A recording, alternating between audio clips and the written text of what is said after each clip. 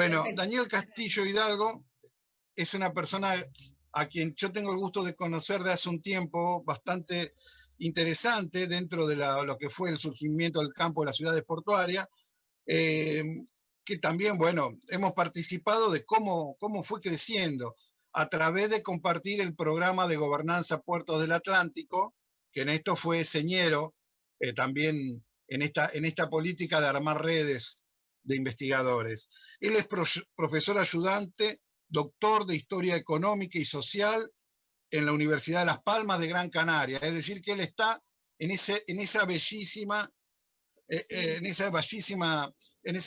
paisaje que cualquiera nos gustaría conocer. Es secretario y miembro de la Cátedra de Estudios Marítimos Portuarios de la Universidad de Las Palmas de Gran Canaria. Es el secretario de la Red Internacional de Gobernanza de las Ciudades Portuarias. Ha colaborado con el Banco Mundial en los estudios sobre infraestructura portuaria en África, como especialista que él es en el estudio de los puertos africanos. Y en esto tengo que hacer como un punto y aparte. Realmente la contribución que él está haciendo por acercarnos a la realidad de los puertos africanos, ellos ya lo han aprovechado el grupo del doctor César Honorato, a través también del amigo Flavio González, porque ellos tienen una relación de más tiempo quizás, y como están en Salvador de Bahía, la realidad de las migraciones africanas, entonces han tenido un contacto anterior muy interesante. Participa en proyectos sobre redes portuarias, estudios de geografía económica y de desarrollo. Acaba de publicar el libro African Seaport and Maritime Economic and Historical Perspective. O sea que está editado en el 2020, así que sí, fíjense si tenemos también para hablar, donde sintetiza las principales líneas de trabajo que está haciendo en los últimos años. Entonces, para mí es un verdadero lujo y honor poder contar hoy con nuestro grupo, con Daniel. Gustavo Chalier también ya lo conoce a través de los correos, así que es como que estamos entre amigos, Daniel. Te doy la bienvenida y nos gustaría que nos expliques tus principales ejes de trabajo. Bueno, buenas tardes de nuevo. Gracias por la invitación. Para mí también no solamente es un honor, sino un privilegio estar con ustedes.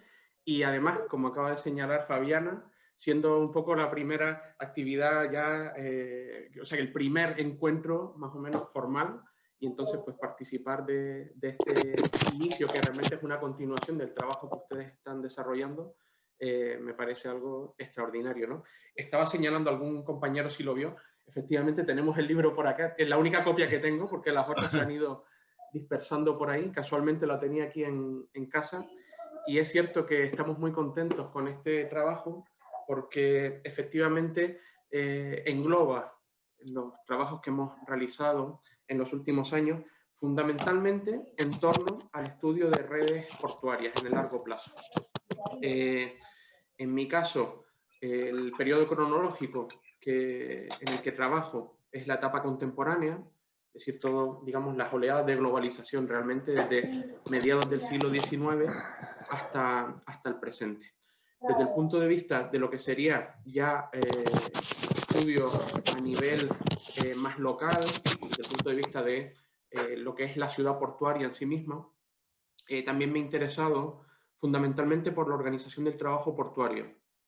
Esencialmente en el caso africano, en el caso de Dakar en Senegal, la organización del trabajo portuario, la interacción entre trabajadores e instituciones, pero también aproximaciones aquí a mi entorno más cercano, en la misma temática, pero para las Islas Canarias. La cuestión de la activa fundamentalmente y los cambios en ese sector de actividad. Entonces, básicamente esas serían las dos grandes líneas de trabajo. Si tenemos tiempo les puedo también señalar qué es lo que estamos haciendo, porque también tengo ya iba a decir algún trapicheo, pero no lo voy a decir porque eso es en portugués, ¿no? El tema de los trapicheos con Miguel para a corto plazo. Y quizás también en esta reunión, dentro de ese proyecto que vamos a lanzar para de aquí a 2 años, también algún componente del núcleo de ciudades pues podría estar interesado, ¿no? Después, si les parece, podemos comentarlo por Sí, cómo encima. no, cómo no. ¿Miguel? Sí, sí. Sí. Sí, Digo, no sé me si... parece que sí. Me parece que sí. Tú tienes la libertad como para poder comentar y explicar y desarrollar dentro de tus líneas de trabajo lo que consideres más indicado. Vale, entonces también un poco, porque Miguel me había comentado para también presentarme un poco ante ustedes, líneas de trabajo, además, al estar grabado creo que puede ser interesante si tenemos estudiantes de posgrado o algo así, ¿no? ¿Por qué los puertos? ¿Por qué las comunidades portuarias, no? Un poco la justificación de por qué trabajaba en esta línea. Yo les había dicho que quizás la más importante es la que les adelanté anteriormente, pues por encontrar a personas interesantes, tener la oportunidad de intercambiar ideas, ¿no? Al final puede ser lo más interesante. Pero desde el punto de vista del sujeto de estudio, y me gustaría traer a colación la idea, que también es trabajada de otros autores, de mi colega, el profesor Ulukoyu, de la Universidad de Lagos, quizás el mayor especialista en historia marítima africana, al menos para la etapa contemporánea, la Universidad de Lagos, y entiende y entendemos los puertos y las ciudades portuarias como ese lugar de encuentro, de interfaz entre lo local y lo global. De ahí que es tan interesante la cantidad de temas que podemos trabajar. En segundo lugar, también una aproximación que a mí me pareció atrayente desde el primer momento, de la profesora Alice Ma, de la Universidad de Warwick, que habla de las ciudades portuarias, digamos, bajo parámetros cromáticos, de dualidad cromática.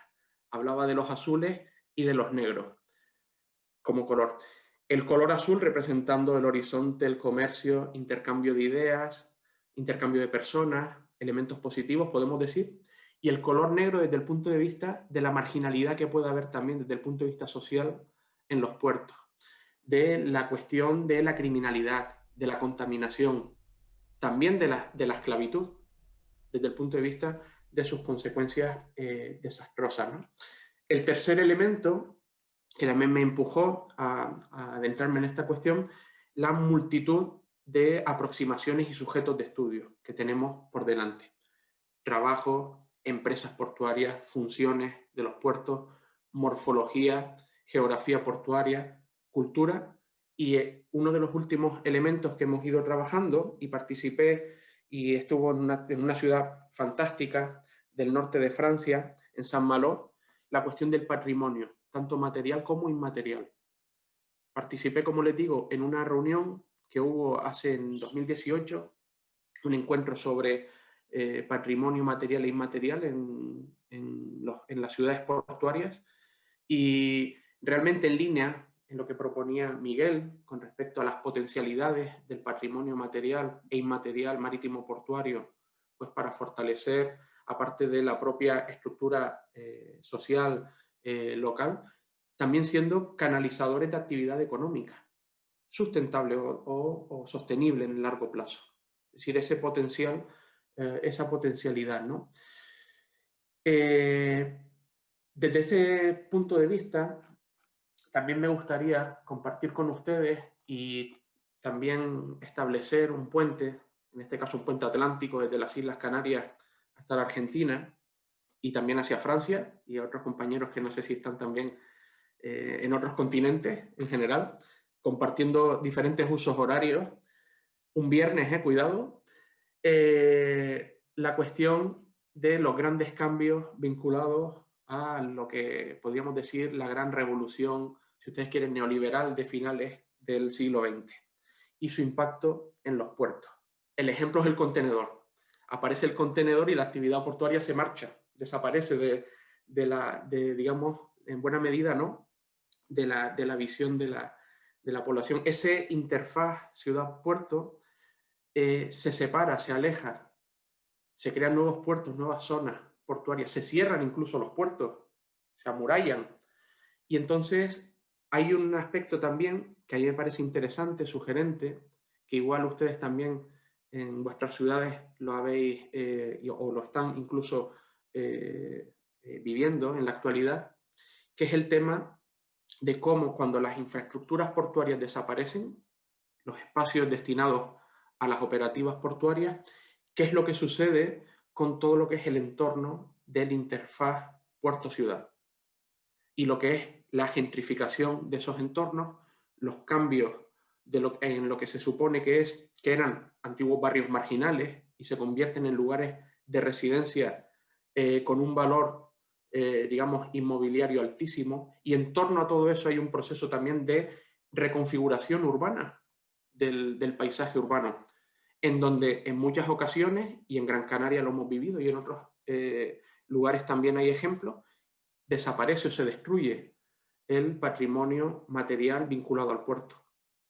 El inmaterial no se destruye tanto porque las personas siguen teniendo, digamos, la conciencia, la memoria, pero también desaparece con las personas, ¿no? Sobre todo cuando no se trabajan en profundidad.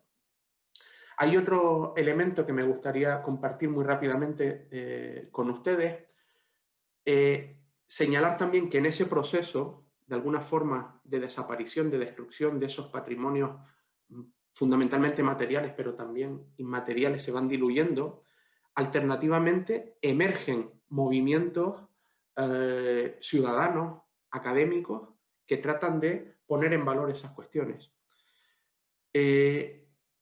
Evidentemente, yo en los años 80 era un niño muy pequeño. Bueno, de hecho, era un niño pequeño a finales de la década de los 80. A principio ni estaba ni se me esperaba, posiblemente.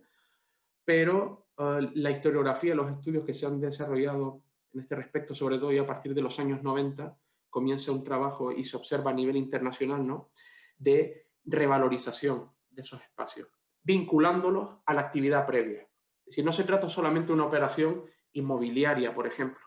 Se trata de vincular a la población con su pasado y observando, y hay casos fantásticos en diferentes lugares, cómo la reconstitución de esos espacios ha generado unos beneficios de tipo social para las ciudades enormes y generando, como les decía anteriormente, valor añadido también, puestos de trabajo y actividades sostenibles, sobre todo, ¿no? En lo que se refiere a la cuestión inmaterial, aquí los historiadores y las historiadoras tenemos también, digamos, espacio para operar y para trabajar.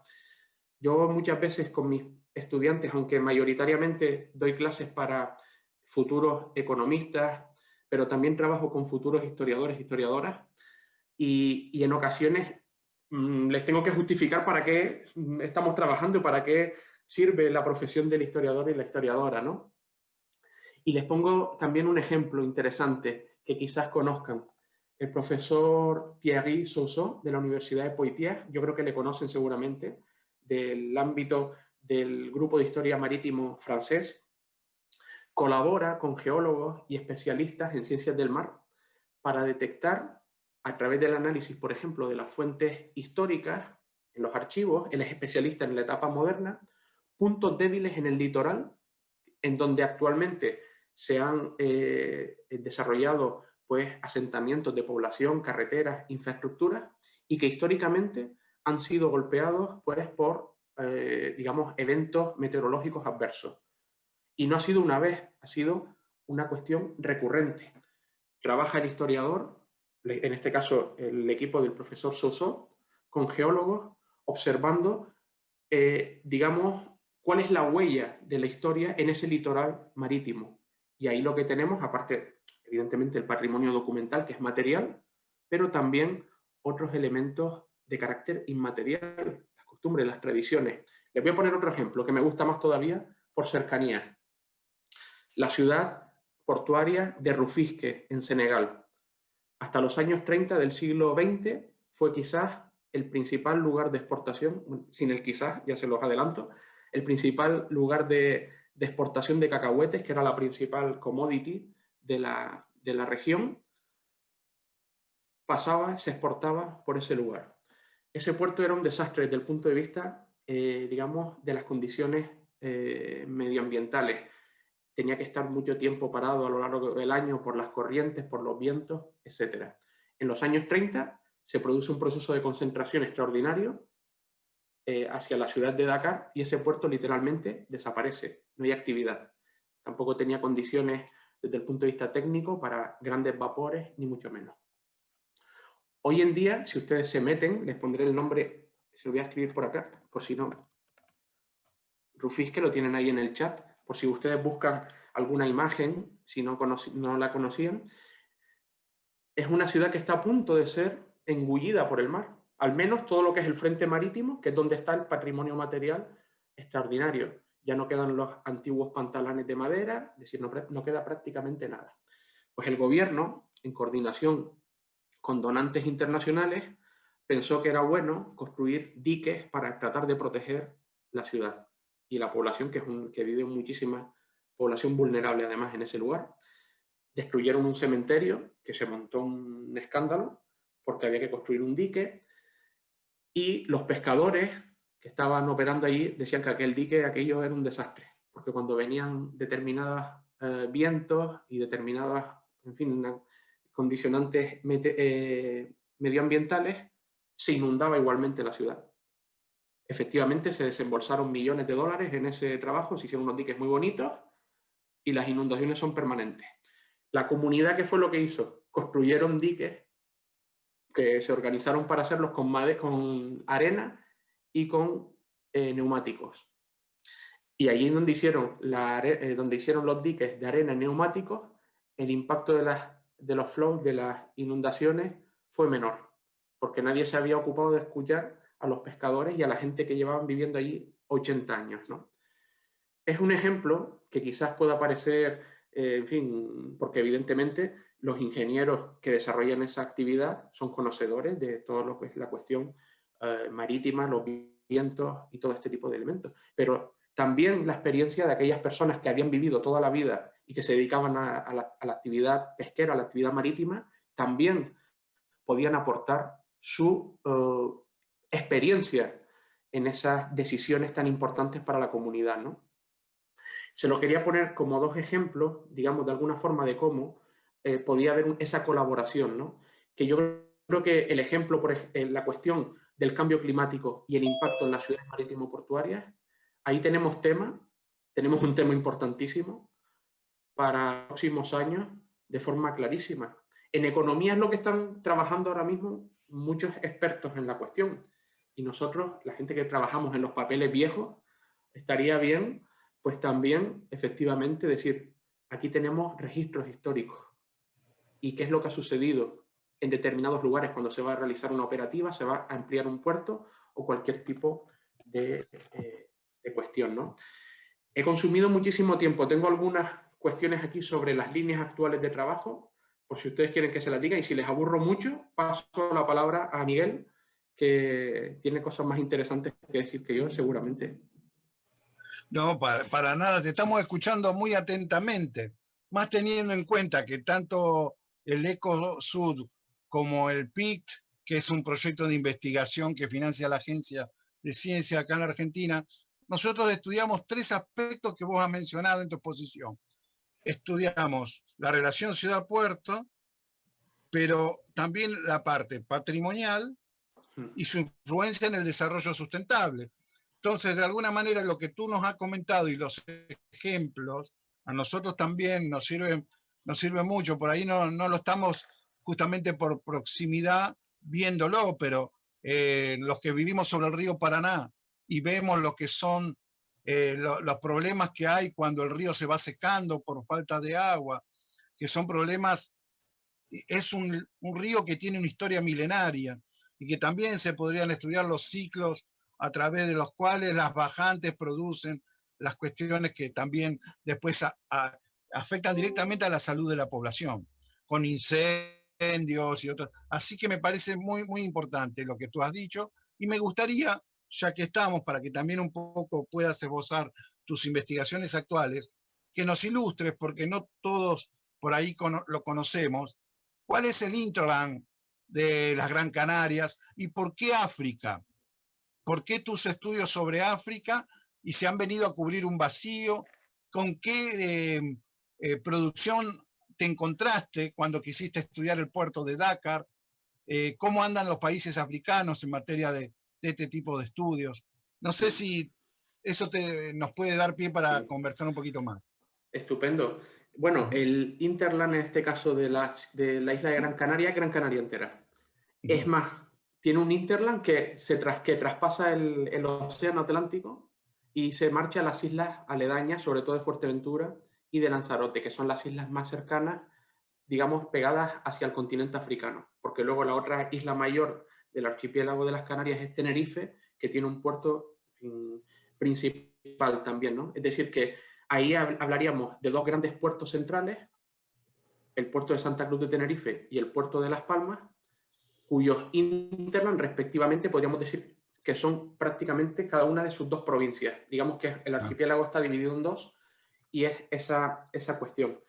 Es muy interesante porque hasta el siglo XIX, hasta finales del siglo XIX realmente, cuando se construye el gran puerto de comercio, o al menos se construye el dique de refugio en Las Palmas, efectivamente había una red de puertos secundarios, comarcales, fundamentales para el desarrollo de la economía local y que han sido muy poco estudiados. Conocen ustedes seguramente ese famoso artículo, a mí me gusta mucho, en la Revista Internacional de Historia Marítima, creo que es de Simon Jackson, que habla de la importancia de los puertos que no son importantes en la historia. Está bien. Es la significancia de los puertos sin importancia, o algo así se llama, ¿no? Y es un artículo que a mí me gusta mucho. Las referencias se las puedo mandar, si no lo conocen, se las puedo mandar para localizarlo. Gracias.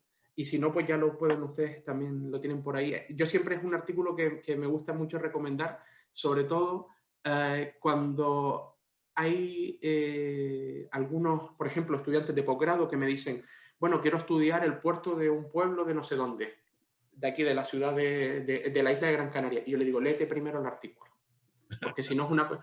para ponerlo, digamos, desde una cuestión global.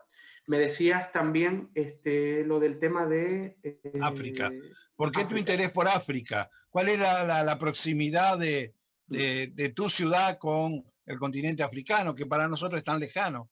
Sí. Mira, geográficamente porque yo soy africano de nacimiento. Porque las Canarias, europeas políticamente hablando, culturalmente una mezcla entre la América Latina, entre África y entre Europa, pero fundamentalmente, digamos que mi interés llegó para el tema de Dakar porque cuando comencé a trabajar, justo antes incluso de comenzar a trabajar con el proyecto de tesis doctoral, me di cuenta de que en el grupo de investigación, en donde estaban la profesora Catalina Banco, por ejemplo, de Venezuela, sí, claro. César Norato, Luis Claudio Ribeiro y toda esta gente, y tenían proyectos internacionales de puertos en el Atlántico. Y yo decía, pero ¿y qué sucede con el continente africano? Nadie se pone aquí a trabajar en esto dentro de ese proyecto. Y por ahí comencé con un proyecto de tesina que luego finalmente se transformó en una tesis, porque me decías un poco que cuál era el estado de la cuestión cuando yo llegué a este tema, ¿no? Y el estado de la cuestión es que los grandes estudios, monografías, etcétera, que se habían desarrollado de forma específica sobre, en este caso, un gran puerto oeste africano como Dakar, la gran referencia era del año 73.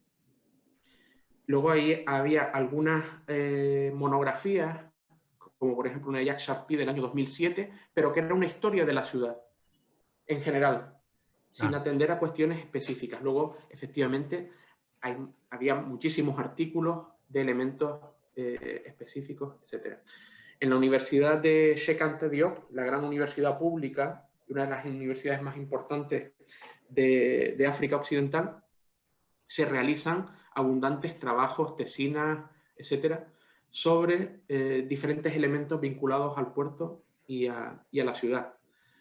Se han publicado algunos elementos recientemente también, pero digamos que el gran, incluso no solamente a nivel de Senegal, sino a nivel del conjunto, y esto es del conjunto del continente africano, y esto es algo que no es solamente para la cuestión marítima, sino para el conjunto de los estudios de historia económica, por ejemplo, en el campo africano, podemos decir que hay un auténtico revival o en fin, un momento de auge justo en el momento en que las economías africanas comienzan a crecer económicamente a unos ritmos espectaculares. Es decir, los estudios sobre muchas cuestiones africanas de historia económica, de desarrollo, etcétera, en los años 80 y en los años 90 entran como una especie de momento de parón o algo similar. A partir de los años 2000 y especialmente de 2004-2005 hay un auténtico impulso de la cuestión africana y que por supuesto también tiene mucho que ver con los puertos, ¿no? Dentro del continente, al igual que es lo que sucede con el resto de, digamos, de materias dentro de la historiografía, tenemos puntos muy precisos de lugares, de centros de estudio, que coinciden habitualmente con las mayores rentas per cápita. Sudáfrica, en Ghana, parcialmente también, centros de estudio potentes, que están desarrollando muchos estudios a nivel internacional, y algunos países también del norte de África. Pero efectivamente, muchos de estos estudios, y sobre todo, y por desgracia, los que más trascienden a nivel internacional, se están haciendo fuera del continente. Bueno, muchísimas gracias, Daniel. Yo no sé, no te quiero tampoco insumir mucho tiempo, pero no, si a vos te parece, me gustaría que algún miembro del grupo haga alguna pregunta, porque si no va a parecer que te aproveché yo solo. Bueno. ¿Hay alguien del núcleo que le gustaría hacer una pregunta sobre lo que hemos conversado, sobre lo que Daniel ha expuesto, sobre sus ejes de trabajo? Si no, también les iba a contar el tema este que tengo con Miguel, que igual también les puede ser de interés, y luego lo siguen discutiendo. Bueno, dale. Antes que lo digas tú, voy a decir otro proyecto que está en cartera, que nos quedó de antes, con Gustavo Chalier y con Bruno, que es estudiar la empresa Hersen a nivel transcontinental, porque también estuvo en Francia, la empresa Arsan Schneider. ¿Se acuerdan, Gustavo y Bruno, que en un momento estaba también el proyecto de poder estudiar una empresa transcontinental?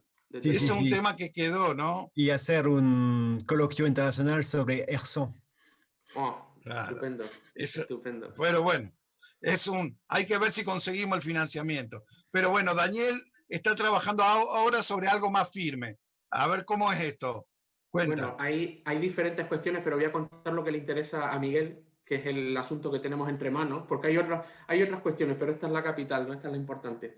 Bueno, tenemos aceptada una sesión en el Congreso Mundial de Historia Económica que se va a celebrar en París. Debía celebrarse el año que viene, 2021, pero la cuestión de la pandemia lo que han hecho es pasarlo a 2022, pero tenemos una sesión aceptada sobre mercados de carbón en ciudades portuarias, carbón y puertos, digamos, durante la primera globalización. Entonces, discúlpame, Daniel, sí. ¿Leí mal o es también otro tipo de producto mineral, aparte de carbón? Realmente lo que nos interesa es trabajar la cuestión del carbón, mercados de carbón y los inicios de la transición hacia los hidrocarburos en los puertos. ¿Vale? Es una sesión que organizo con el profesor César Honorato y la cuestión es que tenemos investigaciones y académicos que van a presentar trabajos para Europa, para el continente africano, para Asia, para América del Sur también, Brasil, y estamos haciendo el draft, como en el baloncesto, como en la NBA, y ya Miguel parece que le pareció interesante la cuestión. Levanto la mano acá. Quiero excusarme ante mis compañeros, porque el complejo portuario Rosario es fundamentalmente cerealero.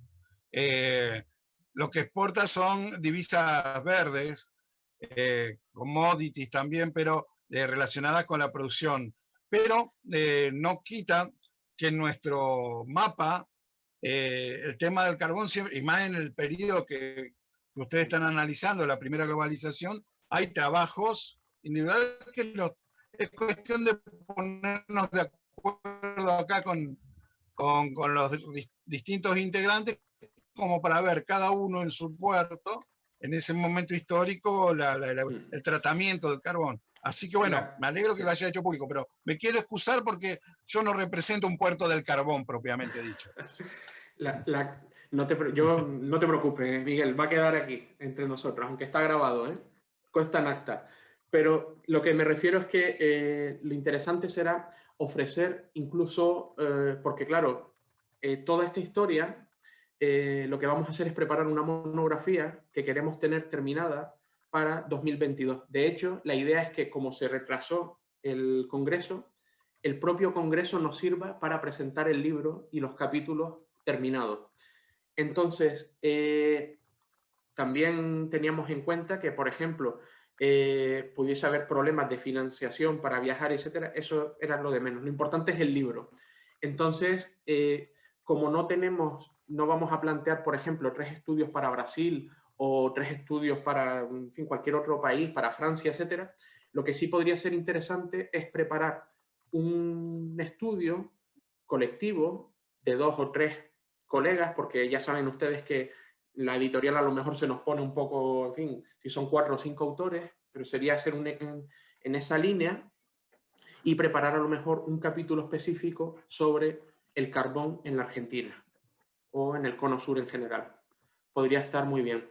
Y entonces yo cuento con el núcleo de ciudades portuarias para reservar un espacio en ese libro y pues que podamos ampliar también nuestra visión hacia un poquito más al sur de Brasil, que ya está bien de tanto Brasil, y yo con César me llevo muy bien, pero hay que ya está bien, ¿no? Entonces, bueno, en cualquier caso, lo que les digo, esta idea, Miguel le he pasado un poco también lo que es la guía, las normas que vamos un poco a articular para preparar el trabajo, las fechas límite y toda esta cuestión.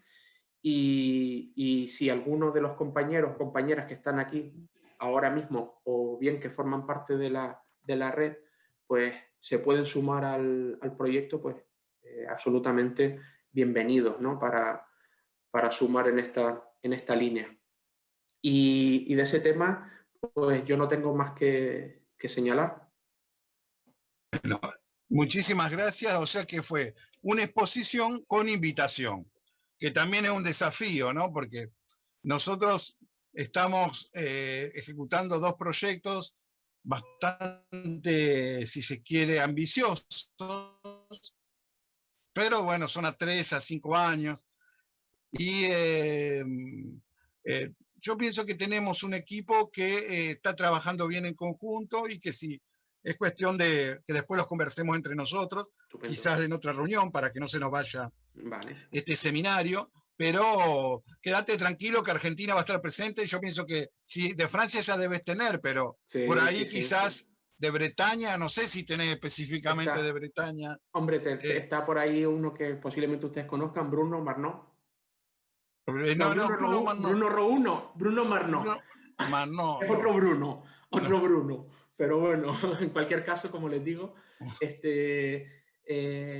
yo vuelvo porque tengo que marcharme porque mi mujer salió del trabajo y tengo que ir a buscarla ahora en coche y ese es el motivo por el que tenía que salir. Entonces, bueno, yo quiero agradecer.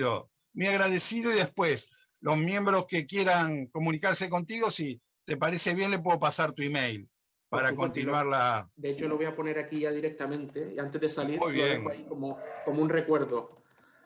Muy bien.